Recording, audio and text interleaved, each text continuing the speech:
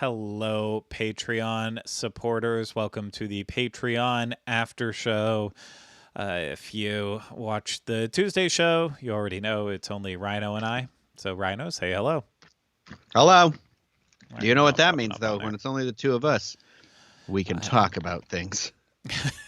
It means we can talk about a bunch of stuff that you're probably not interested in. I will say, I'm going to let people behind the scenes on Patreon.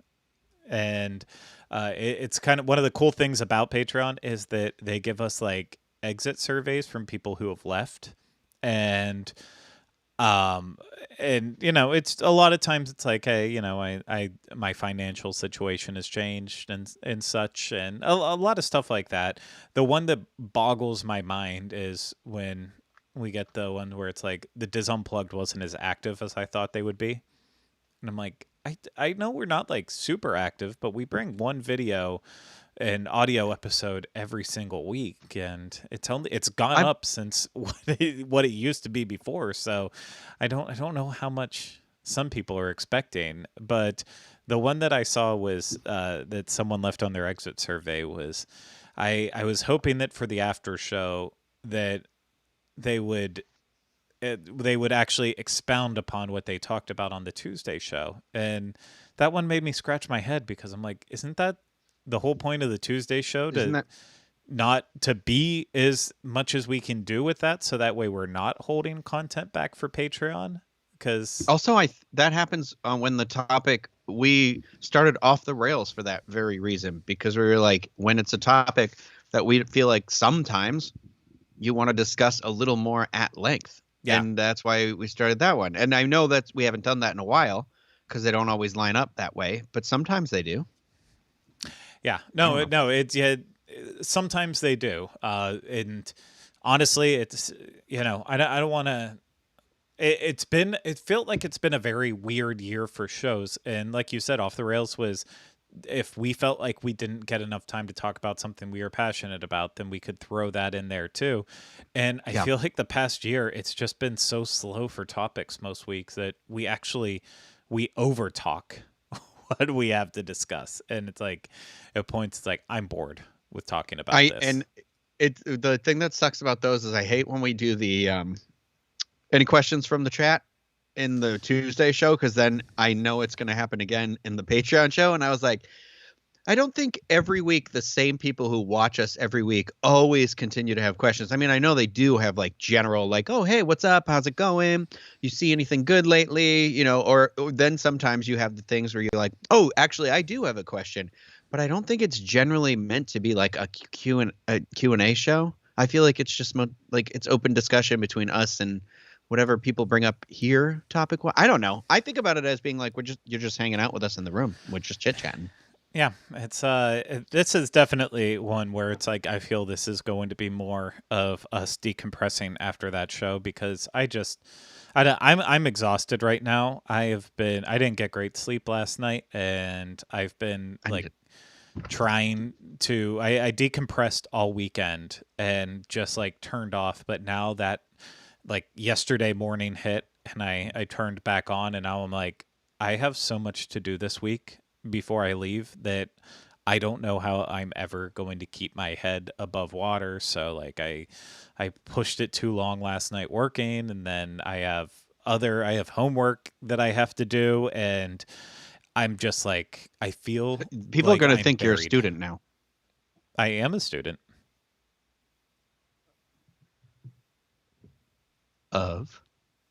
I'm finishing up my master's. Oh, I didn't know you went back to school.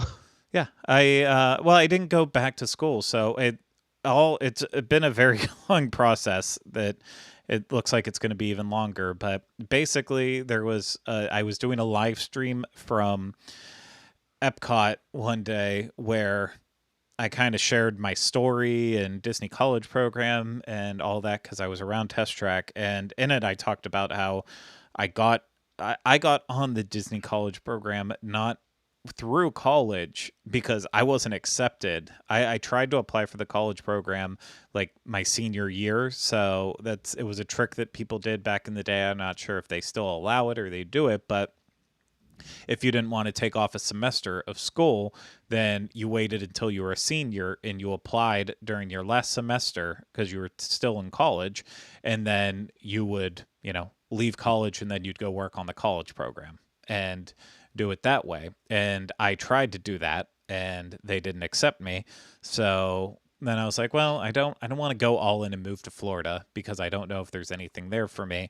So I was just kind of doing odd jobs and surveying in Pennsylvania. And then I was like, okay, well, um, I'll I'll start a master's program and then see what happens. I technically could apply for the college program during that. And so I did and got in, and I was almost finished with my master's. I was on my final project before I'd graduate, and that's when I started working with the Diz. And at that point, I no longer could finish because my life was thrust into a very strange work schedule, and I just couldn't concentrate. And because I was excited about what I was doing, and it was just like all these awesome things were happening, and I was traveling. And so I took some time off and tried to get back into it, and I did not do a good job when I tried to jump back into it. So then I just kind of let it go. And so during the live stream, Jackie was like, "Why don't you just reach out to them and ask them if there was anything they can do?" And I was like, I don't want to. And I'm like, I don't want to go down that road. And so then after a little bit, a little back and forth, she pushed me into it, and I did. And they accepted me back in. And so I've been working on it for like a year because I completely forgot how to write for an actual, like, on a, I mean, like a paper. Yeah. I forgot how to like a write structure. academically and not Yeah. just how we write. So it's been taking me forever, and I'm in my last push. But now the problem is I have finally, all my credits finally aged out from when I originally was in school. So now they're like fighting internally of saying like, come on, do not make him take Wait, are you classes now freaking on kidding top me? of it. You're like literally like about to finish, and they're like, "Oh, like so it's you're fighting expiration dates now." Yeah, that's exactly messed what's up. happening. So I'm trying to get through it all, and so it's just the hope is that this week before I leave, I will have a mostly finished project and such to put in. So then I'll have to defend it sometime in September, and then I'll find out my fate. I'll either get to graduate in December with my master's, or I will find out that I have to pay for more classes. So I could be in this weird situation where I You have have to the do final like project done. introductory classes that you've Yes. finished the hardest thing to do, and then you have to go back and learn how to count. Like, You got it.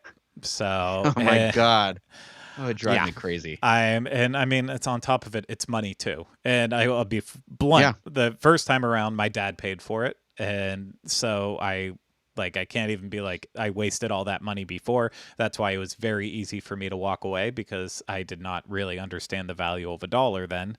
And now I do. And I'm looking at it like with a kid on the way and trying to finish this for myself and to make up for my parents back then. It's a lot. So, It also doesn't get easier as you get older. I know that's this crazy adage, but like, I don't know if it's just something changes in your brain or whatever. Like, I know it's you can't teach an old dog new trick. I do believe that everyone can learn, but I think it takes a while.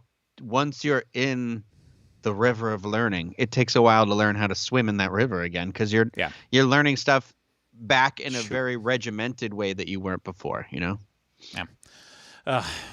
No, I looked at going back for my master's too, but I don't know if I told you, they changed the program to literally be a program about doing exactly what we do for work.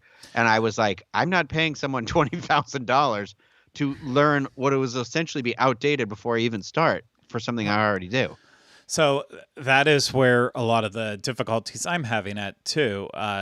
So originally back in the day, like my final project has changed so much because I saw questions about it. So, my sorry, I'm trying to keep track. My brain literally is fried. But the my master's is in communication, journalism and mass communication. Specifically, though, it is meant for teaching, because back in the day when I started this program through Kent State, the idea was I really wanted to get my doctorate and I wanted to teach college. And that was like, that's what I really wanted to do, because I realized quickly with a degree in communication that I wasn't going to be making movies. My dreams of television were dashed pretty quickly with some stupid mistakes that I made growing up as well too. So I kind of was like, what can I actually do with this now? Because I didn't think something like this would be possible. And so I was like, okay, I'll teach. Yeah. I'll be okay with that. So that's why I wanted to be like, okay, well, I don't have any experience teaching, so having a master's that's journalism and mass communication, but focusing on teaching it, that would actually probably put me in a really good position. And so my first project was supposed to be basically I was designing a curriculum for journalism students to understand math better. Because originally, before I got into all this, I was a math and engineering major and kind of gave that up when I lost passion for it. And so I was like, okay, well, I'll take the two things that I really enjoy and I'll smush them together. And that just, I think that was the problem. Then once I started this job, it just became too much. So then the next time I attempted to do the final project, I switched the topic to be about, it was more about social media and in ethics and trust. And I was going to use a lot that I learned from this job to do that. But the information was changing so rapidly that it was like, when I pitched it and started getting information, stuff was already out of date, and then there wasn't enough academic resources on it. So now, this time around, I'm digging into it once again, and my entire project is building a curriculum to teach students how to podcast and what they need for it and how to build it and grow it. So, yeah, I'm kind of stealing what we do for this job for this, but it's a hot thing right now. I mean, yeah. Hey, the thing is, it was already, I feel like, an inevitable thing that we were going toward, but the pandemic exacerbated how many people wanted to get in and learn and do that sort of stuff. So, and there's clearly a market. Everybody does, it's that whole thing. Every celebrity's got one now, but it's like people could do it right, I guess, I don't, Exactly. not right, but like learn the actual, because I feel like I'm one of the people who learns the duct tape method. So I don't know, when there's like troubleshooting comes around, you're like, well, I don't necessarily understand the functionality of the individual program, and like, so it's like one of those things where like, I wish I had the time to do that, or that it had been something in school where it would have been assigned to me. Also, I'm going to take this moment in time since we're talking about it. No, actually, never mind. I'm not. I'm gonna hold on. I'm gonna make you come back to it, but I think the last thing I was gonna say with it is, that you brought up a good point with it. It's a lot of what happened with the pandemic that I'm like, I can develop this on a level that I can. Like, there's a lot of information on there on how to podcast and and how to build podcasts. Anyone can figure it out, but like where it kind of fails is a really comprehensive course that can start at the beginner's level. Like the fact that anyone with a phone can technically start podcasting. Like back in the day when Pete used to do his solo shows, that sounded sarcastic. He still does them. But when he first started, he literally would just pick up his iPhone and record the audio on that. That's like all you need to start off on. But then there's some podcast hosting services that will do it for free. And there's some that you have to pay for. So then you have to make those decisions. So I'm like, I'm trying to build it from the level of, if I was a student who had no money, but I wanted to learn, how can I do it on the cheap? But then how can you upgrade the experience? How can you start making it more? And once it goes from a hobby to a like series, a career. Once you're actually committed. A career. Yeah, exactly. And so that's how I've been building it all. And I'm getting so close on it, but it's just, I'm exhausted. I'm tired, but you have to tell me now. Say it. What were you going to say? I wanted to print it and frame it and give it to you, but it's a tweet I saw this morning, and I don't think you can see it here. You can't. So Okay. it says, just a reminder that the Oscar-winning feature film Parasite was edited with a 10-year-old copy of Final Cut Pro 7. It's never been about the tools. And I was going to frame it because Craig hates that I use Final Cut to edit with. And so here we are talking about the tools. Although here's the problem. Here's what I will say in your defense. And you know what I'm already going to say. Final Cut Pro 7 was the last version of Final Cut that I felt like was an actual advanced professional editing software. I think that they've made steps to go back to that in the recent version of Final Cut, but the version of Final Cut that came out after that, which was the original X, I think, was just a glorified iMovie. And so it took away everything. I grew up learning how to edit on like Final Cut 2 and then forward. But like, so that's the thing that was kind of like very jarring for me to get into this. And that's why like with Adobe, like I still got how to use it because its interface is very similar to Final Cut 7 still. Or I mean, it's its own thing, obviously, but it is one of those things where I was like, you have a lot more the technical tools are right there on the surface in Premiere, Adobe Premiere, whereas in Final Cut, I feel like you have to dig for them because they have it all easy proofed on top, and you have to like some simple things like being able to export a file in a very specific manner can be very difficult with that program. That didn't used to be. But but anyway, you're missing. Hey, I'm gonna say it though because you missed this point with it. That version of Final Cut is literally what they ended up basing Adobe Premiere on as Premiere progressed on, and when Final Cut set that standard, that's funny. That's why I always give you such a hard time for it, because the reason Premiere Pro is what it is because of that version of Final Cut. Like those first 6 into that generation, that they're like, oh, we can make Premiere Pro very much like it, and just on the Adobe side. And that's why now, if you like those older versions of Final Cut, it makes more sense to be using Premiere than it does to be using Final Cut, because Final Cut is just so different from what it was.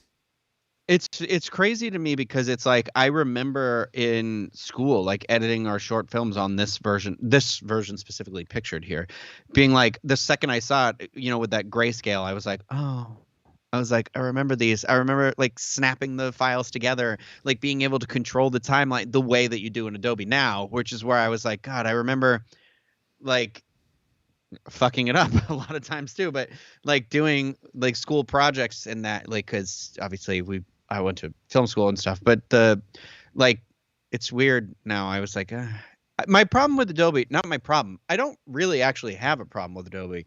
It's that I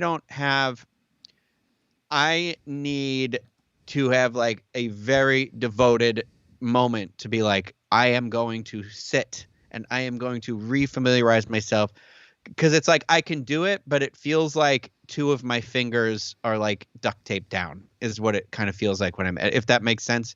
Like I can get what I'm doing, but it feels like I don't have the full scope of my abilities to do everything with it. But also, no, it's because you like that iMovie format. You like that crap.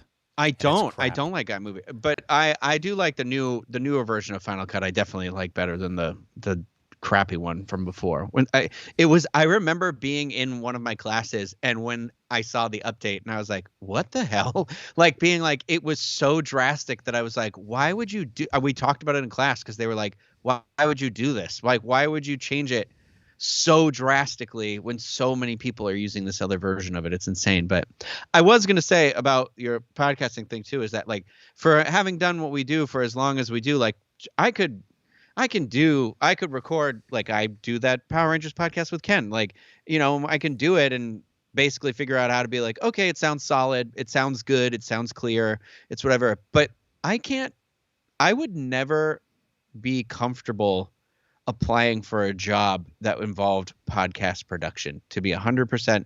Like that's my imposter syndrome, but also the reality of the truth is that I don't understand the technical. Sound has always been a weak spot for me. Like in film, it was never I never had jobs related to the sound, and if anybody knows anything about that stuff, it's always another person's job anyways. But like, it has been always a struggle to be like, how do you get the good audio? How do you do that? And I can never, it is one of those things that evades me forever and always. And I do my best with it, but it's like, I don't know any of that technical stuff. I don't think I have the type of brain for it either. So, well, I mean, I'm losing mine, so it's not much good because I couldn't even, when I went on that whole like tirade, I forgot the point that I was trying to make. And then it just finally came to me as we kept talking with this.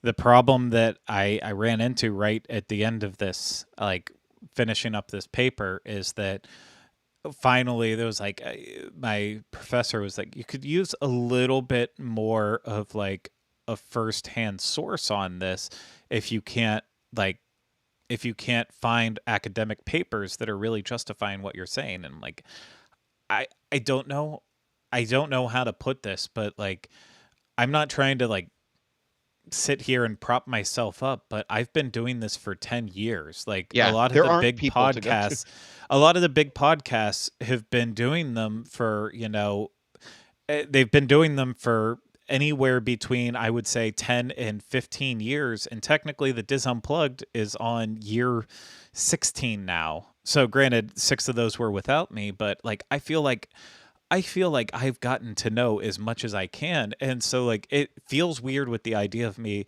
and I'm not saying this is an insult or anything, but it feels weird for me to finish a paper.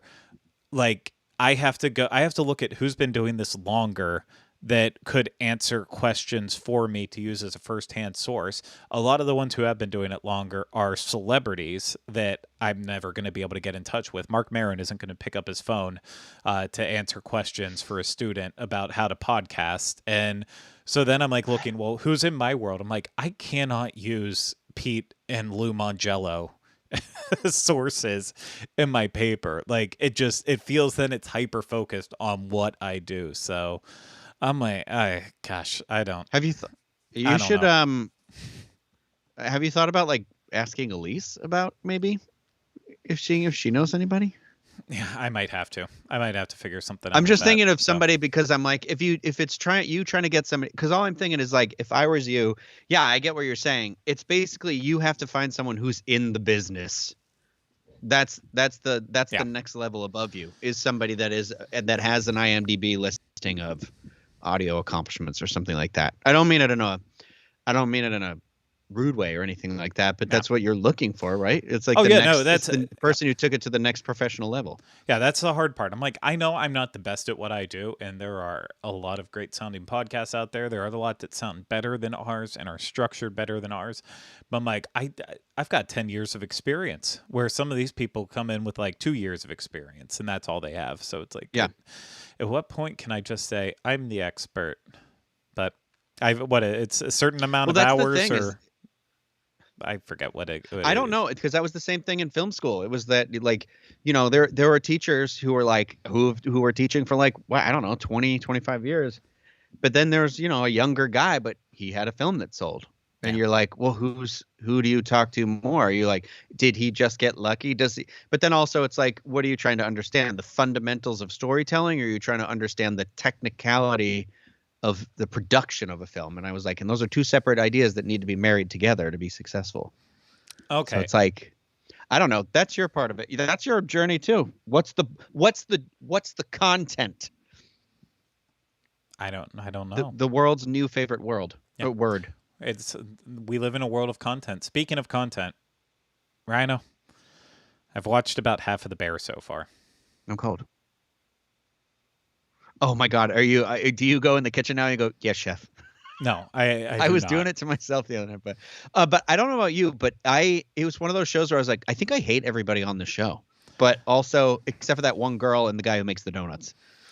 So the hard part of it is that like when you first started telling me to watch it, and I was like, yeah, I know about it. I'll get to it eventually. Like, obviously my main point of focus in it is the main actor in it, and I always forget his name. But Kylie and I hasn't really been in anything big, right? No, he was in Shameless. I mean, that was Oh, a that's what it was. You massive told me show. about that. Yeah, You told me it was in and Shameless. Yeah. so that was Kylie and I watched that religiously up until I want to say it was maybe like season 7 or 8 when it really started turning for the worse. And so like the hard part about it is Shameless also takes place in South Chicago and everyone basically talks the same and it is so it's like watching it's This really hard watching it Oh, because so it's it's like the same setting, and you're like, is he in the same character in the same place? yeah, Like, he is essentially the same character and it's the same level of cursing. It's just without like a drunken buffoon of William H. Macy and then a really stressed out what's her name that is incredible, but I can't. oh, Felicity It's Huffman. no, it's the girl who played Christine in Phantom of the Opera, and she fought to get the pay raise for Shameless because they were paying William H. Macy more, even though The girl from The Day After Tomorrow? I believe, yeah, yeah. Sarah Brightman? Not Sarah No, Brightman. But I'm talking about the Gerard Butler yeah, that's Phantom of the yeah, Opera. I know. I she was definitely in The Day After Tomorrow though, because when she was in Phantom of the Opera, that's where everyone was like, the girl from this movie, and I was like, that's random. I feel Emmy terrible because I Rossum. still call her, yeah, Emmy Rossum. I still always just call her Oh my Fiona. God, Patrick Wilson is in Phantom of the Opera. What? Yeah, he plays Raul. Have you been I've seen sleeping the movie on the once. Gerard I Butler hate Phantom of the Phantom? Opera. I saw it in the theater and I hated it. And I Oh, saw it in person. I saw production in person and I hated it. I don't I like it. I can't understand what anyone's saying. well, I'm sorry for you because I love You have Phantom. to hold it I at am the level of your eye. I love it so much. It makes me so happy, even the Gerard Butler version, because that was my introduction to it. And I was like, this man cannot sing at all. He is literally It's a the lot of like, worst. ooh, it's a lot of It, yelling in a weird tone. yes. And I'm like, I hate everything that he's doing, but I like the story. So then it was like, once I finally watched it and listened to it with like actual singers who could do a good job, and I'm like, okay, I see why people enjoy this. And then the more I dove into then uh, the repetition of Andrew Lloyd Webber and how everything he writes is super earwormish, and that's why people flock to his musicals. And it's like it's all starting to make more sense now. But Andrew Lloyd uh, Webber, not yeah, a fan. I'm okay with him. I'm okay with him. Not a huge fan, but I'm okay with him. And I've told you though. I think we've talked about it. My college movie class. That was like we always watched Masquerade, and just that moment in our film class. Masquerade. I guess I do remember some of it, Yeah. but um, did you watch the Andrew Garfield movie where he was Mm, from Rent, the Tick Yeah, Tick Boom? tickety tickety boom. Yeah. Oh, well, I was thinking about that because I know his big thing in that is doesn't he love Andrew Lloyd Webber and Andrew Lloyd Webber shows up. Is that who I'm thinking of, No, or that's was it Sondheim. Sondheim. Sondheim? Sorry, I get the two mixed up. Yeah. Andrew Lloyd Webber, it's fine. I like what they've done for musical theater, obviously, but it just doesn't. I'm a Roger and Hammerstein gal. I'm just a catchy, quick, dancey number type of person. I'm not into the operetics. Like I don't love Les Mis, and I don't. I even Rent is kind of like too much singing. Well, it's so you would prefer your musicals with dialogue in between rather than Yeah, straight operas. like the Buffy the Vampire Slayer musical episode. That right there, that's top notch. See, I've kind of shifted on that. Before I was always like when I first started seeing musicals, I gravitated more towards just like, dialogue in between songs because I felt like that was the entry point, especially when you're used to like going to see The Lion King and even something like Book of Yeah. Mormon. And now I'm at the point where I'm like, I prefer I prefer the more operatic style where there isn't dialogue and they actually sing through the entire musical. So, Well, say like because I like something like Bye Bye Birdie, the play, not the movie. I don't like the movie. Like and I'm trying to think of like my favorite ones, like Guys and Dolls and um I'm gonna tell you, you might not have seen it. It's called The Greatest Showman. That one. Fuck you.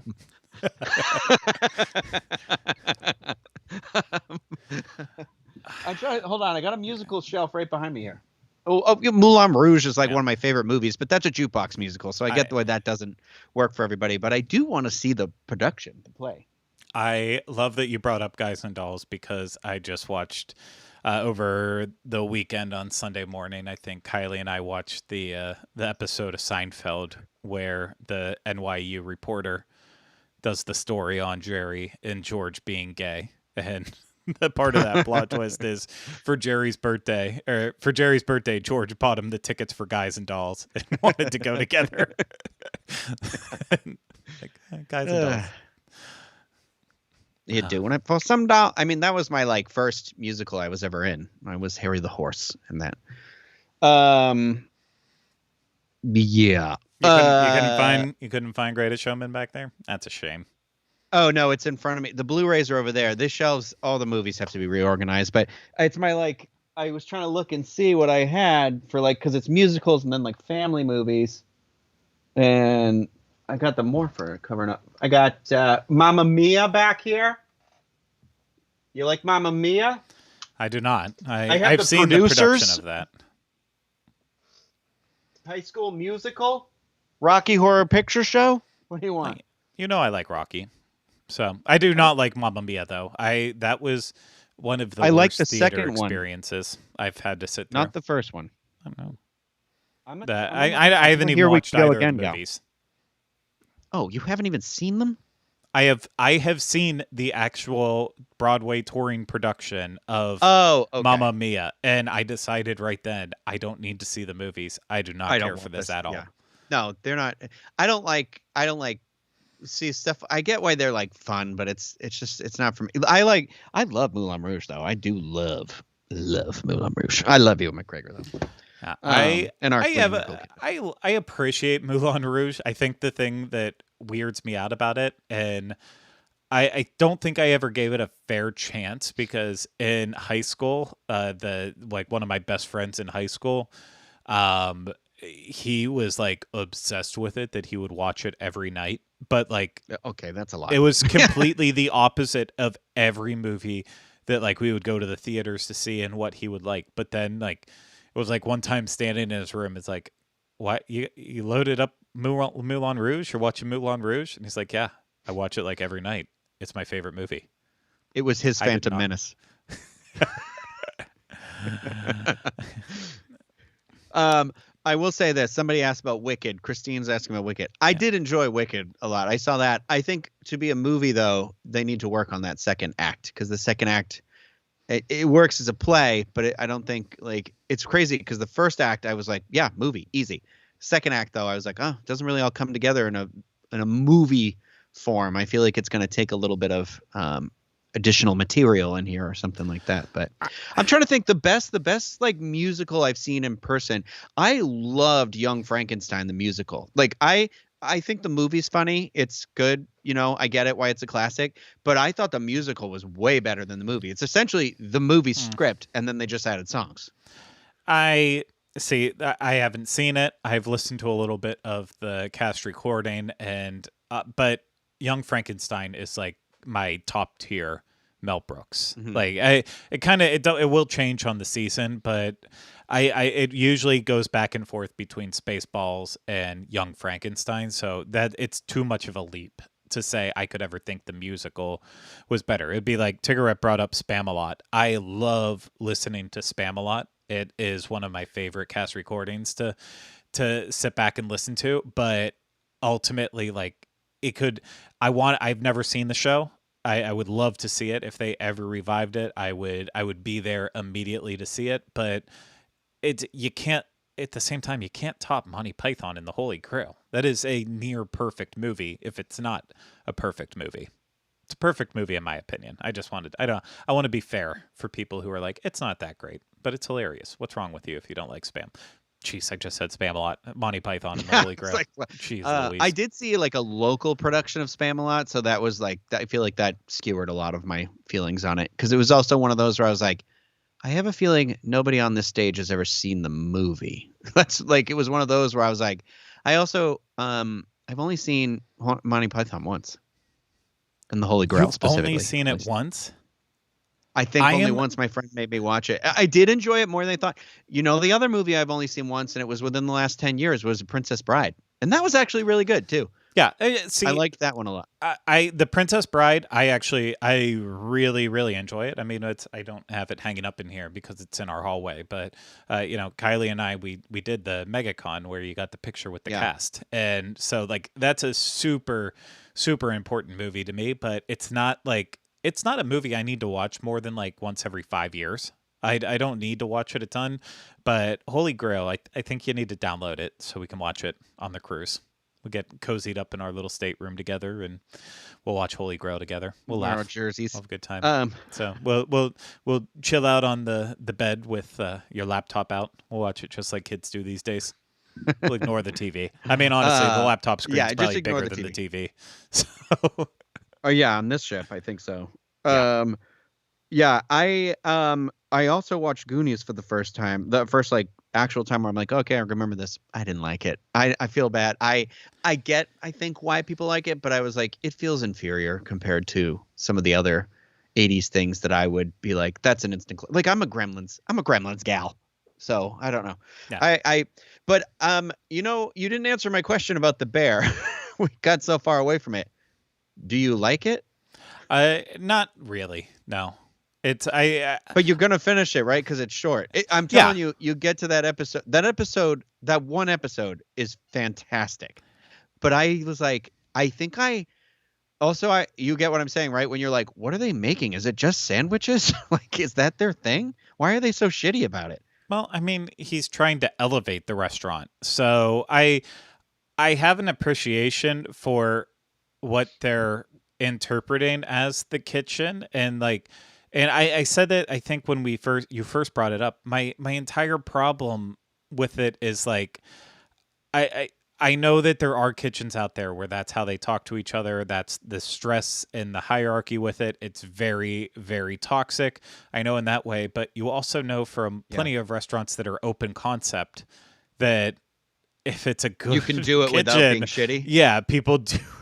People work and make really good food, and they're supportive of each other. Like sit at the chef's table at Napa Rose, and you won't hear the f bomb flying around, but they're still going to give you one hell of a good meal out there. So that's a lot of my problems are with that, but also too like I I mean, I don't know if it's just movie magic. It looks like in a lot of circumstances, since it is in a kitchen, that they're actually like they're cooking with it and they're trying to put in those skills too. But I watch a lot of Food Network and I watch a lot of other random cooking shows on it. I'm like, I don't need the drama because ultimately I love seeing the process. So I could deal with I don't need You like that you part of like it. Chef. I do. I love the movie Yeah. Chef. I will always Yeah. I will always recommend that to anyone who wants to watch it. I know one day you're going to turn around on it as well too. You will. I don't dislike it, but it is one of those movies I was like, why is there this movie? I don't know. I don't know.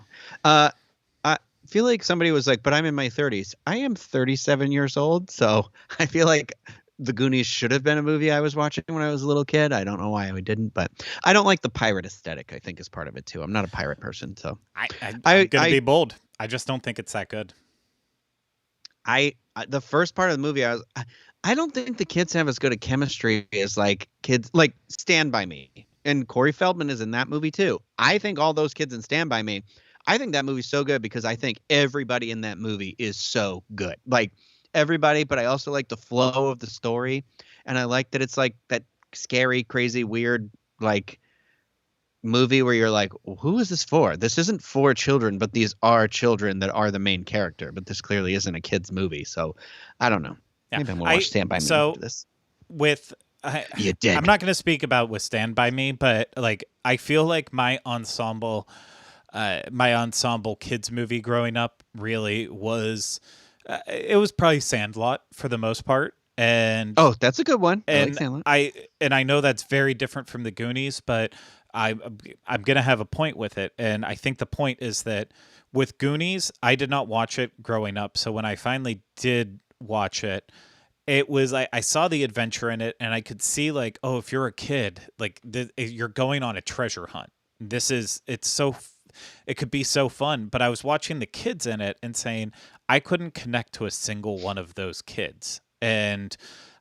and I felt like there was an emotion with it. Whereas something like Sandlot, they give you every single different type of kid. Granted, it's very boy specific since it's a boys baseball team, but there's every single type of kid that's represented in that. So you can see yourself in one of those characters. In the Goonies, as I was watching, I'm like, I can't see myself in any of that. And if you can't, like, if you're going to have a limited cast in that way, then I feel like you have to find the emotion and connect with the emotion. Like, I've always connected with ET, but I don't know what it's like to I love be ET. from a family of divorce. And, I don't know what it's like to have a younger sister and an older Let brother. me I tell don't know you a what lot of my that growing stuff, up but was like. I know. We had a pet alien too. Look, I bought this. It was $4 on Blu-ray, so I got it recently. Sandlot. I haven't seen it in years. I love the Sandlot. Yeah. Also, but you see, a movie like I feel like E.T. or something like that. It was like it had angles where you're like, okay, you can watch it and be like, wow, the kids are on this crazy thing, like you can with the Goonies, I think too. But then, like when you're an adult, you're also like, oh my god, I didn't even understand the story the mother's going through. Like I didn't really get. When I was a kid, I never understood that the dad had left. Like I didn't really get who they were. I got that they were like, what is it? He goes to Mexico, right, or something? Because she's like, he hates Mexico. Yeah. Pizza. Who said you guys could order a pizza? Yeah. I love that movie. I want to watch E.T. right now. I keep meaning to turn it on, and then I just find something else. I'm so behind on movies and TVs, obviously. Are you getting the NECA E.T. figure? Yeah, I'm gonna get the plain one. I don't want the Gertie dressed up one. I don't want the one with Elliot in the basket. I just want your classic ET, and that's it. But then again, I don't know. That I already committed on the Universal Monsters, Teenage Mutant Ninja Turtles, and I refuse to take them out of the box because the box is part of the art with it. And NECA, their figures are in such big boxes that it's like I can only collect so many of these. I don't have enough room. I'm trying to get rid of stuff. I wanted them NECA. I wanted the because I have the Hot Toys of the Marty McFly. So then NECA started making them, and I was like, these are only $30. Well, the Marty McFly was the gift, but the ones that are like $30. I was like, my God, they look so good. But you've got to you have to have that commitment to being like. I think what you got to do is you got to put the box in sideways and then the figure, because they make a stand that holds the figure that you can buy separately. And he's got to stand in front of the box with all his stuff. But then you're like, it's like what you just said. You got to have that committed space for it. Because I want to believe I'd love an ET. I'd make a little ET display, but I have a Back to the Future display and I have my Marvel area and my Star Wars area. And I was like, I can't have a display for every movie I own. No, you can't. And so obviously this is the first time I've had my new redesigned room because I screwed up a couple times during the show and accidentally cut to my laptop computer camera, but to make the nursery, we had to move our guest bed into my office, and so now I've had to kind of reshift, and I bought a new desk. It's an L-shaped desk, so now I have actual more desk storage, and I have a very nice work center. I need to get a lamp, but I didn't realize how expensive good lamps were. But also, that being said, I didn't realize how expensive good desks were because I didn't buy a good desk. I bought a cheap one on Wayfair, and it was a nightmare to put together. It was even worse than an IKEA build. And I was like, what if I wanted to get a real desk that's made of real wood and such, how much would it cost? And then it's like, oh my gosh, I can't believe there are 4 digits in this before you get to the decimal point. So then I was looking at lamps and I was like, well, maybe I can get a nice lamp. And then I looked at how much a good lamp costs. And I'm like, I guess it makes sense. If you buy a good desk for $2,000, then a $200 lamp doesn't really seem like that extravagant. But when you buy a $200 desk, the $200 lamp seems extremely excessive. But then Kylie pointed out too, she's like, just buy it. And I'm like, I cannot do that. And she's like, literally, the last time we went to the tiki bar with Rhino, you dropped like $150. And that was for a 2-hour experience. And you could have a lamp that will last you for literally 20 years if you take care of it. Like, yeah, it's a good point, but I don't want to. I don't want to believe that way. I'm better at saying yes to spending money when I'm out of control, and I can't. I put in a moment where like I just ordered those drinks. I can't say no now, but if I have to make the decision to spend the money, I'll be like, I can't do that. I can't do that. I think my fear is that you'll spend the money on the big thing and then you'll kind of like regret it. Like, cause like trying to make the most out of this very tiny loft where my office is, like I basically was like, okay, I'm going all in on these cubes, the stupid IKEA cubes and the thing. And you know what? Like they did help, but at the same time, I also hate them because you realize how specifically sized everything has to be to go in a cube. And then on top of that, I can't put movies in a cube because it's like, I can't get them. They're all the way in the back. I can put them in there, but then I won't know what's actually in there. Like I want to see, I know this looks like insanity behind me, but it actually is like all the movies behind here are all, this is like TV on DVD. And this is all, these shelves embarrassingly are mostly my DVDs. And then all the Blu-rays are over here and stuff like that, but they're all alphabetically and genred. So like all I have to know is what I'm looking for. And then I know exactly where it is. But like that's kind of gone out the window now because I've had to stack stuff in front of it, and like I don't know what to do. I don't. Well, that was the hard. What I need to do. Like but I rearranged and like I got my desk set up and I put a bunch of like figures and a little bit of Lego stuff and ornaments in front of me, and I love my desk set up, and I got all my tiki mugs set up because of course priorities and such, and like it's all set up. And then I found the bin that had like all the plastic stuff, like Funko Pops. And I'm like, it got to the point where I was like, I have extra room. And then I started putting the Funkos up and bobbleheads. And I'm like, I have to start putting these in front of books. And I hate that because I actually want to show and see my books. But now I can't because I'm putting crap in front of it. So I'm going to go on a binge soon. I've started, done one. I was going to say, you know what I had Brandon come over because his house looks like an IKEA showroom, or not IKEA, but something a little bit fancier than that. But you know what I mean? Like he's a very minimalist sort of person. And so I was like, I need help. I was like, I need you to come over. And there is stuff that I know I want to get rid of. But once I start going through the process, I was like, I lose the like drive quick because it starts to stress me out and I attach too much emotion to inanimate things.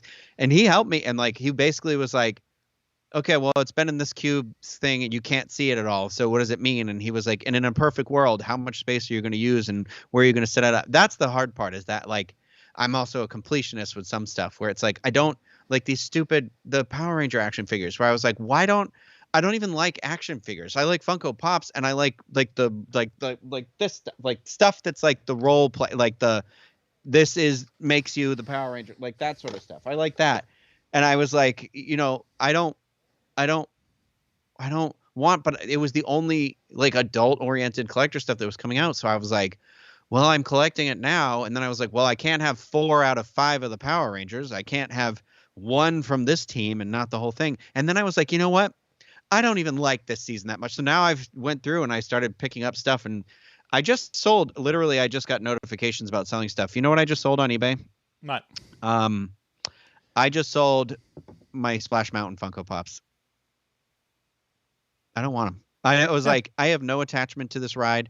And I was like, they'll make somebody else happier. And I knew you already had them though, so I didn't even ask you. But I would have just given them to you. But oh, okay. Well, that was the thing. Yeah. And I was like, you know what? Like in a perfect world, because at that time when we collected them, I did want them because we were doing the ones where I was like, oh, if they keep releasing them as the rides, that'll be really cool. But then they did keep doing that. And I was like, you know what? I don't actually think I want these. And so I listed them, and it's a weird thing where like, it's the anxiety, but you know what? They're boxed up. They sold today. I'm going to drop them off at the post office tomorrow. And there's some other Power Ranger stuff that I was like, I know it's the collectible item, but do I like it, or do I only like it because it's a collectible, like because it's hard to get?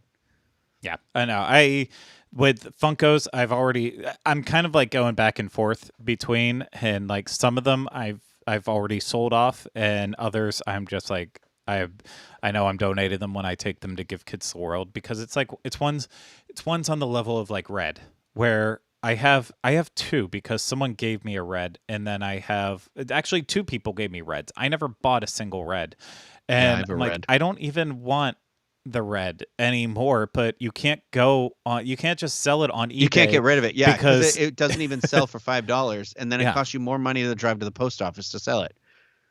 yeah, I had that same problem. That's literally I have like 4 or 5 Funkos, and I just reached out to my friends who do they're called the Pop Husbands, and they do like all this Funko stuff. And I was like, "Do you guys have these ones?" And they're like, "No." And I was like, "Do you want them? Because I'm gonna give them to you." Like, yeah, and they're like, "Yeah, we'd love to." And I'm like, "Okay, great." But you know what? The dangerous part is it feels good when you get rid of some stuff, but when you have that space, I didn't collect these, but now I started and I've invested too much. I'm starting to collect the Stranger Things ones now. no, So no, I see, have you just I yep, I just swapped one out for another. So I have 11, I have a dust, but then I was like, well, I need one for every character, and then I finally talked myself out of it. I was like, you do not need one for every character. You only need the ones that you look at and you go, I like that one. And if yeah. it's a good one, you get it cuz for me, there's no good Hopper one. So I don't want a Hopper one, but like I have yeah, it's a dangerous it's dangerous. It's just I'm scared. it's the attachment is, I know we talk about this so much, but like this is one of the ones I struggle with, or that I'm struggling Oh with no. right now.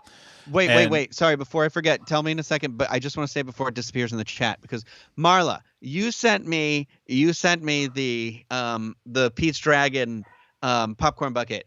That got space because I went through and got rid of stuff with Brandon. So Pete the Dragon is literally centered right under my TV it's over here, and you it's can turn him Elliot. on and he glows under the TV up there. It's Elliot, Elliot. sorry, I get Pete It's the Dragon. What Pete's did I just call him? Dragon. Pete Dragon? You called him Pete Pete Dragon. B I'm doing Dragon. the thing that on Bob's Burgers that Teddy always does, where he's like, "You're Yeah. Bob Burger, Bob Burger." Yeah, you're diving quickly into the world of being like a middle-aged person who doesn't understand anything. It's Pete Dragon. It's Pete Dragon. Pete That's Dragon. all I it got is. Pete Dragon right over there under Yeah, the television. exactly. What? Sorry, go ahead. So What did you get into? yeah, this is my hard. This isn't a get into. This is where I struggle. So like I have this really awesome box. It's Wizarding World of Harry Potter Diagon Alley, and it was from the media Yeah. like notice, where you open it up and it's all felt lined, Mm. and it's a Gringotts Vault Ooh, a key. 722 key, and then you open it up and this was like the actual invitation where it's like, hey, go to this website and put in the code and you'll be able to RSVP for it. And like it's so, the box is well made, and it is like it's felt, and the key is beautiful, and I'm like, but what in the hell do I do with this besides just like one day I'll pull it out and remember, like I remember getting to go to that event and I remember being there on opening day, but that's it. Yeah. What do I do with it in I don't. between now and then? I. I am a firm believer that I don't think everything that you have in your life has to have functionality, but I think maybe it was the pandemic where it was like I just like stuff that sometimes it's like I literally will just see it and I'm like, like Marla's the popcorn bucket is like the Elliot, like I see it and it kind of is actually, now it's more than like I thought the popcorn bucket was cool from a technical standpoint, but now it's like I look at it and I'm like, that was very, like I think about that was very sweet of Marla to send me that, like, and I have a couple of things around here like that, like there's somebody had made me a corgi blanket who watches the Diz, and I literally have it on the bed up here right next to me, and I was like, and I love it. Well, that one I love too because it's got little babies on it, Yeah. but there's some stuff where you're like, it's the same reason I keep these out all the time.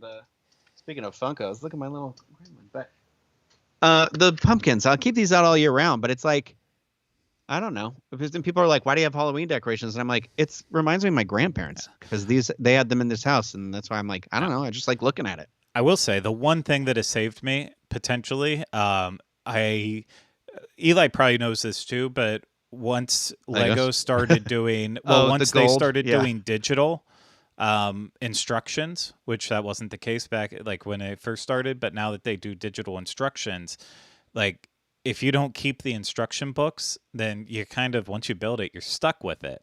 if unless you want to try to Mm. guess on it. But now that they have it all digital, the greatest part is now like I've taken apart a couple sets after I built them and said when I'm bored again one day, I'll rebuild it.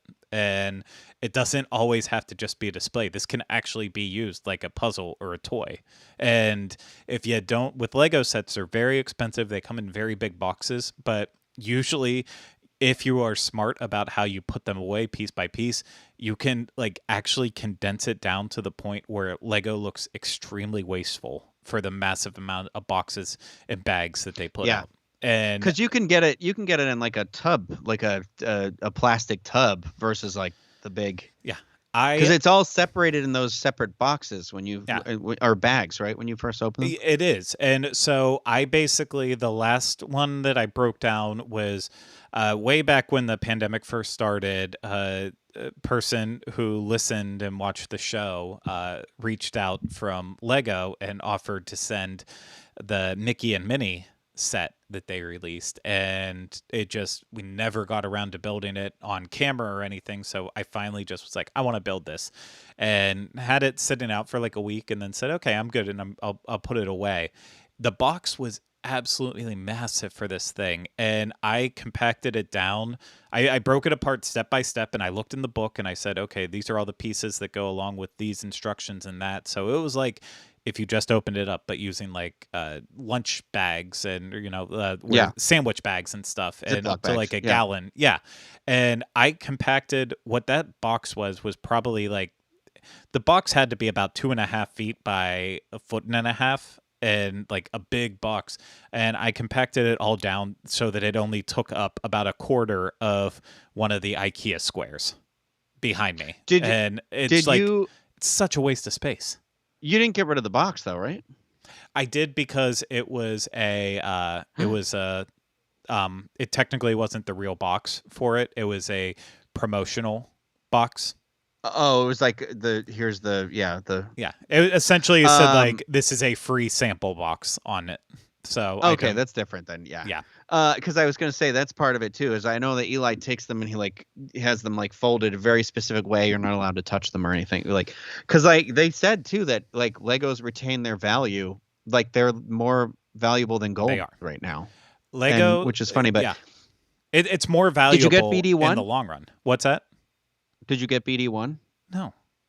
Why would I don't collect Star Wars ones. That's a lie. I you don't have to collect them. You could just do the one. No, I can't get involved in Star Wars. I have 2 Star Wars sets. 3 Star Wars sets. I have the and again, I didn't buy this one. It was the same friend who works for Lego. She sent me the from Galaxy's Edge, from Rise of the Resistance, the troop transport.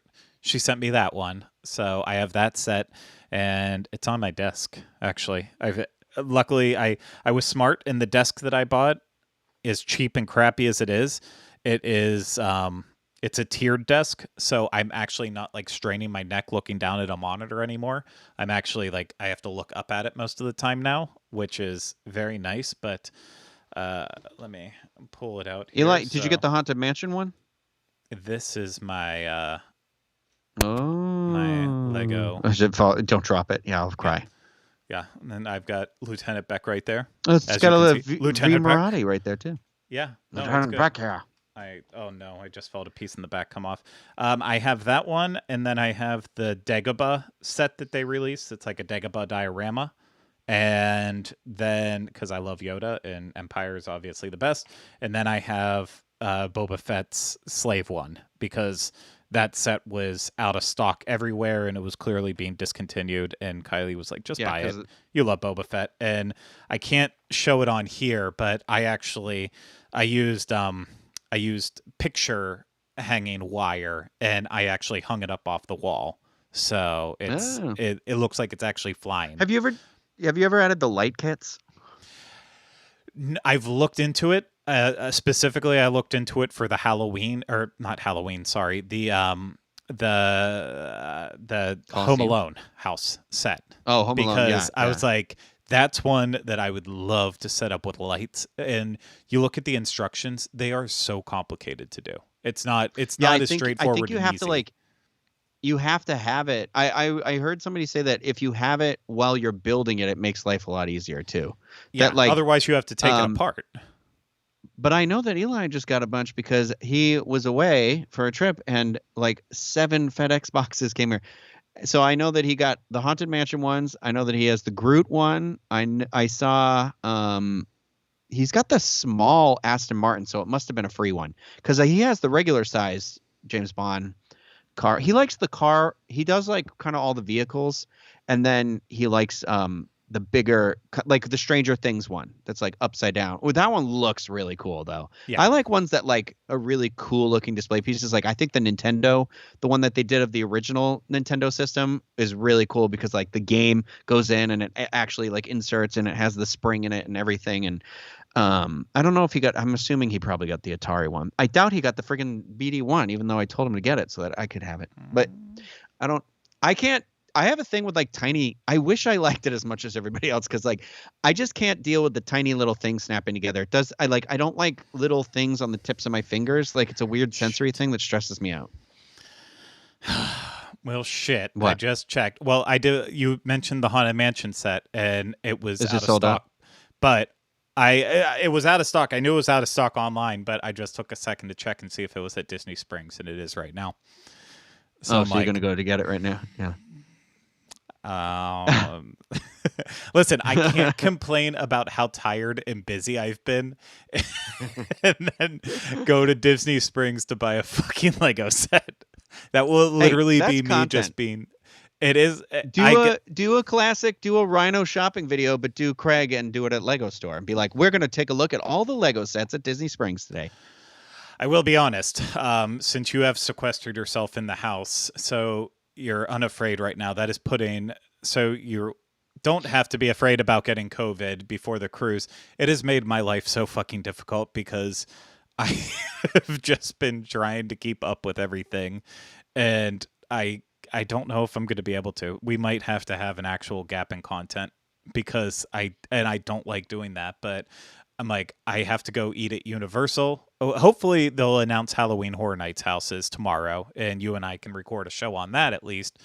But then I need something for next week and I need like 3 more reviews because Panda's not going out of the house too. So that's like yesterday on our staff meeting, I was basically begging Erica, if she's watching this right now, to go out and try to give doing dining reviews a shot because I can't keep eating. I ate 2 fucking cheeseburgers yesterday. Oh, Rhino. did you get them 2. both?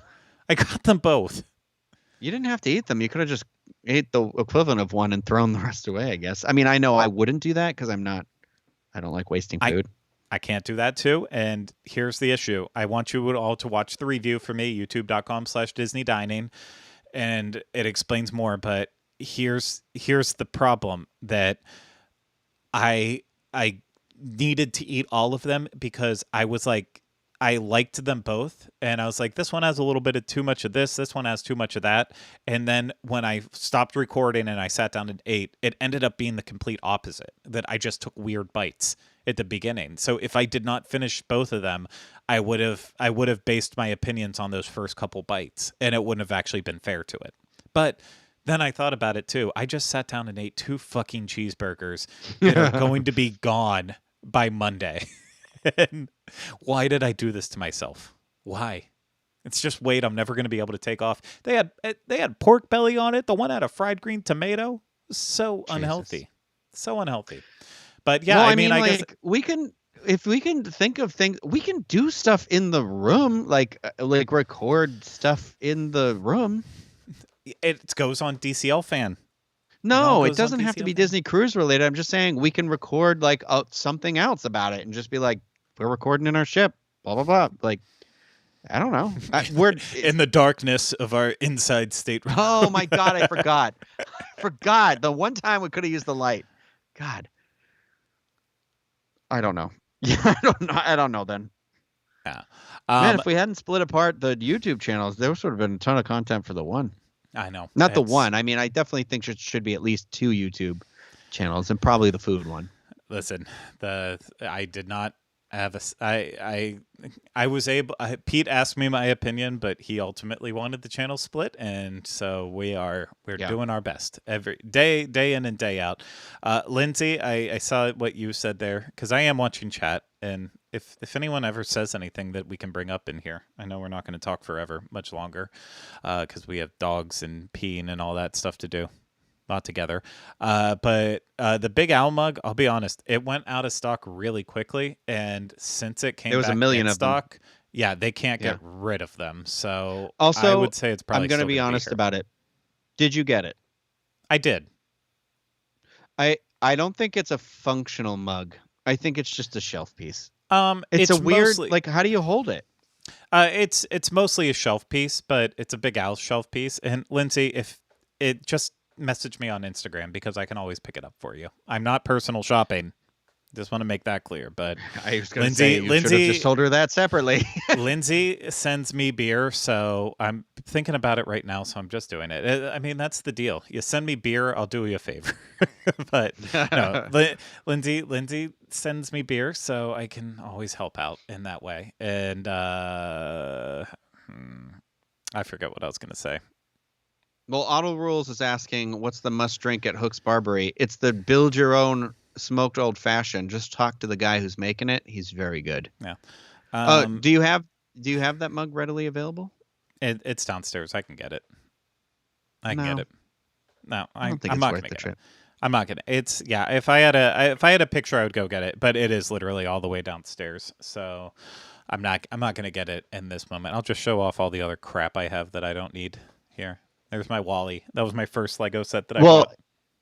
I see your Dino Co thing, and that's one of the ones where I've like almost got rid of it. But I was like, but there were 3 different ones. I mean, I only have a green one, but I'm like, this was also from my very first trip, and I was like, and they don't sell these anymore. And of the sippers, I was like, this is a pretty solid sipper. I don't know. Yeah. Well, I never bought a single one of them, if I remember correctly. I believe we were given them. Yeah. What's that? Yeah, we were I given was going them. to say, I don't know if I thought we were filming a video or something. So you have the green one. I have the blue one. Do we know what happened to the red one then? Somebody had the red one. Yeah. We definitely had all 3 because I remember all 3 being there. And I said, I want green because green's my favorite color. Like, I have the red one too. You it sits in front of me. Son of a bee. So because I wanted, this was the logo that they used in Toy Story in the original. So this was the main one that I wanted. But then the Tyrannosaurus Rex blue one is what was in Cars. So I feel like that's the most authentic to Cars Land. And so that's why I wanted that one too. So Wait, what the hell is this green one from? The green one, they also use that in other Cars movies as well, if I can remember correctly with it. But the first Cars is the dinosaur one. I actually just looked it up the other day because I couldn't remember which one, because I knew I was going to put one in front of me because it's actually sitting under my tripod, and I knew I wanted the other one behind me, and I just couldn't remember which one I wanted.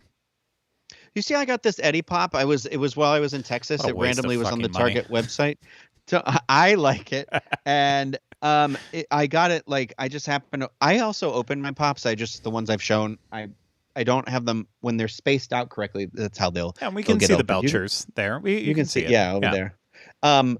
But this one apparently was one that I was like, oh, I'll just get it because if I don't get it now, and then I'll see the scene and I'll like the scene, and then I'll be mad that I don't have it. This one sells for over $100.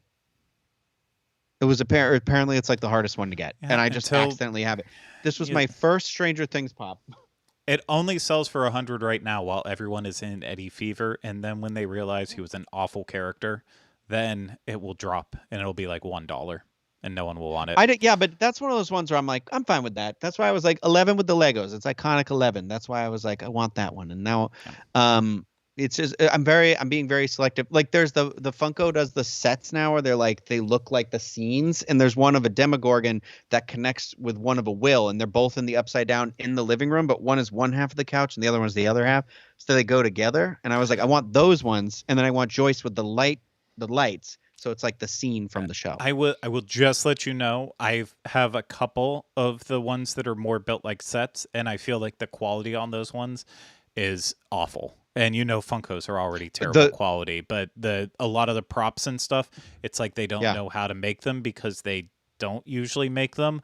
So I find that usually you have issues where they bend or they're just not as good. So be careful about going in on those. Oh, okay. Okay. I It's don't cheaper like to just get Eddie. the regular. That's what we Yeah, can. a couple things here. First, we have plans to go to Shameful Tiki. I'm assuming that's the tiki bar that you want to recommend, but I've had that on my radar for a long time now. If it's a different one, let me know because I'm Is always that the one happy I to go sent to the link? Tiki. Yeah, but I had that on my I've had But that on my okay, I plans was just like, for I think this is the a one you long said. time. Yeah, because I didn't get to go the last time I was in Alaska, or in Vancouver, so I had it on my list for this time around. What was the next one that I saw? Why don't I like Eddie? Because I thought he was the most miserable character to listen to. I did not care about his arc. I never cared about him. I thought the character wasn't necessary. Part of the reason why I don't like Stranger Things 4 that much is because obviously they did have to split up the characters drastically, and I feel like they had to do that because they have too many characters on the show already and don't know how to utilize them, don't know what to do with them. So then you get moments like where they bring in Eddie, and he was nothing. They could have still went through all the same plot points that they did in the show without killing any of the major characters without needing him. It just was not necessary. The same way as they should have just left Hopper dead. And I will No, stand by that okay. forever. They basically said they said because that was whatchamacallit's Bobby Millie Brown, whatever, and they were like that's not Stranger Things, because she was like, people should be dying on the show, and they're like, well, that's not really what we want. Like, and I get what they're saying, where they're like, it's not really about who will make it and who won't make it, because they're like, we want the kids to make it. Yeah, And I was well, like, at okay. some point too, the artists, when they are starting to lose sight, I feel like they need to they need to they need to look at the bigger picture. And obviously the bigger picture, the majority of people said you're missing some stakes in this show. It's like you don't want it to turn into another Walking Dead with Yeah. Glenn and go through that kind of situation. And I feel like and I'm not, I don't want to like get into territories where I'm also getting close to like talking about them along the same lines of J.K. Rowling, but I think fans of the show definitely have things they want to see, and they're living in a day and age where the fans are also vocal and able to put their thoughts and opinions out there. And I think they're ignoring the criticism, thinking that they know better. And that's great if it's their vision. But if you want it to stand the test of time, then maybe listen to that feedback and consider some of the options, because right now, Don't I mean, you take Steve Harrington away from us. I don't know. I don't think they should. I don't think they should. That's a character that I think they absolutely need in order to keep the show from. But you never see everyone say like, "Oh, the show has only gotten better from the first season. Every season has improved upon itself." It's usually like, "This one was good. This one was bad. That one's good." That's not a show that's going to stand the test of time. I mean, it's got to either build or it's got to be great the entire way through. So that's my thoughts. That's my thoughts. I'll kind of I leave realized it there. I ordered 3 Steve Harrington pops. I got Steve with the baseball bat. I got Steve in his Scoops Ahoy outfit, and I got Steve with the axe from this season. And I was like, maybe that'll be my thing, collecting Steve Harrington pops. As you can see next to me, Steve Harrington. Listen, I'm not going to judge you. You see all the crap behind me too, so I will judge you, but I also hope you know that I'm saying it. Do you know? I have nice. You want to see the most ridiculous thing that I was like, I'm never even going to use this, but the goal is to put it on the shelf behind me. Okay, you find one thing. I'll think of one here too.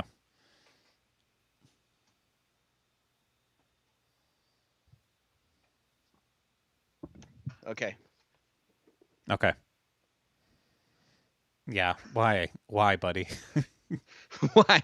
Why? Because I thought, well, I'll build one of these things in here. But then the only one I could find at the time was the shitty Target exclusive one that has 11 and Argyle, two characters that barely meet each other in the show. Um, and That's some solid their marketing. designs are yeah, right. Like their designs, at least on the back, it's like Steve. I got one with Steve at least. Their designs are like, it's got the Hellfire Club, Surf Pizza, surfing, some flower thing, run. Like, I guess there's a Demogorgon with the. It's like the best one is the Amazon exclusive one, and that one, but that one was like $30, and I was like, I'm not spending $30 on this. I got this for like $12. I was like, it's battery powered, as you can see, it's thin, so it's like the light bright, like the frame, and so I was like, it can fit right here. So I've decided, I think the shelf behind me, I'm gonna make a Halloween shelf permanently. So I've got like my what? Who's on the Amazon version? Is it like Winona Ryder and Matthew No, Modine? it's not. I think Matthew Modine is on one of them. It's it's like Lucas, but like it's not like you would think like it'd be Lucas and Max or something, but it was somebody where I was like, oh, I'm into this one. Stranger Things, Light Bright. What was the jingle for Okay, Light Bright? it's actually the Stranger Things one. Though there's like the basic one was Mike and 11, which makes sense. And then on the back, it was Dustin and Lucas. And you're like, oh, well, it's all the 4 kids, right? So that makes sense. I never saw that one anywhere. And then the Target exclusive is the Demogorgon Hunter one. That is your favorite. Eddie and Dustin are on the front, and it's the Hellfire Club symbol. And then on the back, that one has Elle and Mike on that one still. So yeah, I got a random one where they were like, bump them out. We need Argyle up here with 11. Well, that's like they should make one that's just completely random, like Argyle, Paul Reiser. Yeah. Like go really crazy. One person who was in the background of one scene, like in the second season. No, it needs to be the teacher. The teacher. You have the teacher in Argyle or something like that. Mr. Scott Clark. You need Scott Clark and then 8. You need 8 in there too. And 8, yes, yeah, that's will be there. So get all of the main characters that people care about the most. So, that is definitely interesting, Rhino. Interesting stuff. But what do you say? When you collect and you panic buy. Yeah. Well, that's fine. Yeah, I'm done talking. Yeah, I think I am too. Mostly because I'm out of water and my throat is getting dry. And my dogs need to go out. Yeah, 3:45. It's either a truck or something has just passed by and it has set Crosby off in a way that is turning him to a little demon of a dog. And so, yeah, if I don't take care of him soon, then something's gonna happen. I don't know what. And then Elvis is just like sitting on the floor behind me. So, okay, I guess we'll go then. But yeah, so this will be our last Patreon after show until we're back from Alaska. Thank you so much for your support on Patreon. I will say we have content coming up. For that, I'm going to try to record. What? I bet we could try, and I'm not going to guarantee it.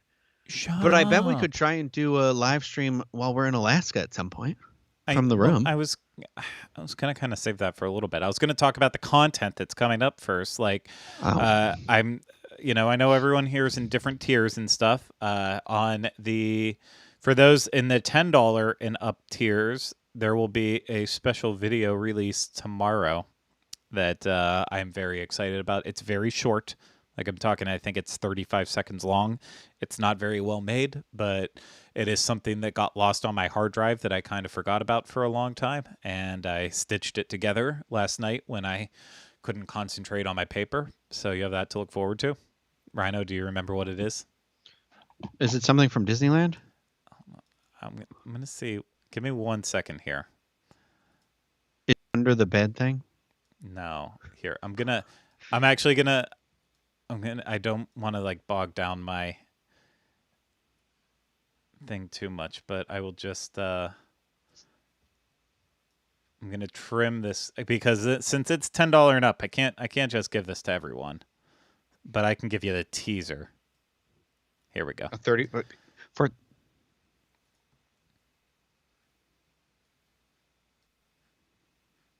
I was like, I don't hear it. Oh, I've got to export this out now. Hang on. I don't know where I'm saving it to. Oh no. Look, I Desktop. got this at Five Below. I'm gonna put it behind me. I'm like, boop. I feel Oh, like you that's can't fun. tell what it is. I can't. It looks like a lightning bolt. It is. So maybe Cool. I should put it on the shelf. Okay. Here comes the teaser. I can't. Oh, you won't be able to see this right now. I just realized that Oh, because we're not doing it that way. Everyone else is going to get to see it. Everyone else is going to get to can see I it. hear it? I'll text you. I'm gonna text you Okay. the teaser right now. So, God, this is. Can you actually drive to my house and I'll airdrop it? Yeah. That's fine for a 2-second tease. Okay, I sent it to you. It said it delivered. Don't react yet. I'm going to put it on now for people. Gonna put it on now here. Give me a second. Here we go. Nope, not the full one. Oop. This one. Okay, I played it. They only got to see the Okay. part that I sent to you, Rhino. Whoever's even still All I watching. needed to do was see the screen cap to know what it was. So, I think my headphones, the microphone might have switched around for my headphones, but it's fine. it's fine. It's all. We're at the end. So that is going to be released tomorrow at 9 a.m. Again, it is only. I wasn't 35 sure if you seconds ever long. made it or not. It's crazy. Okay, so the hard part is I cannot find any audio of that where it is like without the voiceover. So I basically, what I had to do with it was I had to take all of the music in between the sayings and I had to try to find a cohesive way to loop them where it sounded natural, not like necessarily a straight ripoff, but just close enough. And I don't think I did a great job at it. There's a couple parts that is like harsh, but yeah, I put it together in like 20 minutes last night. It's so stupid, but that's coming out that day. I have another Patreon video I think I'm gonna release on Thursday. I don't remember what of, and that's just a little bit. And as Rhino teased, we talked about it yesterday on a meeting, and obviously when we're in Alaska, we will have cell phone service because we're in the United States. So one of the days, whatever day we feel like we have the most time, which right now we're thinking is the Ketchikan day, for sure. On that day, we will probably try to go out live from Alaska for Patreon and kind of do like a little Patreon after show type thing. But you know, as much as we can during the cruise, if we have cell service and stuff in ports, we'll try to post stuff. And you know, if we have Wi-Fi that Pete's paying for on the cruise, then of course we'll post stuff too. But we won't forget about you next week. But we'll try to figure it out. But that's it. That's it. That's it. That's it. They are. They are. I like how they were like, they announced the other day that Nicole Kidman is going to be the continue to be the ambassador for AMC movies for another year, and I was like, she already did her part. What do you mean? Yeah. Like, you're like, as if she comes in and records it every time exactly the same over and over for them. Well, you just spoiled. You spoiled it for people who didn't know. They don't know what I'm talking about. They now know what you're talking about. You just put it together. Okay. Hey, so the thing is, do you remember what you did at the edge of that porch? I did the Titanic. Okay. Right? Okay, I wanted to Yeah. make sure. Okay. Yeah. Okay. It's ridiculous. I'll send you the the actual full length. 7 Actually, no, you takes. can watch it. It's already on Diz Unplugged, so you can watch it. Oh, okay. So Oh God, it's I'm so gonna be bad. so embarrassed. It is Okay. it is so bad. I did such a bad job with it, but okay. Thank you so much, Patreon supporters. We will see you again real soon with another Patreon after show and other content. Thank you so much for your support. We legitimately could not sit around and do this without you. We would be forced to move on to the next thing, and stuff like this is cathartic for us, and it's fun, and it's great to get to talk to all of you. So let's plan to do this after we get back from Alaska. But hope everyone takes care of themselves, and we'll see you again in the future. Bye bye.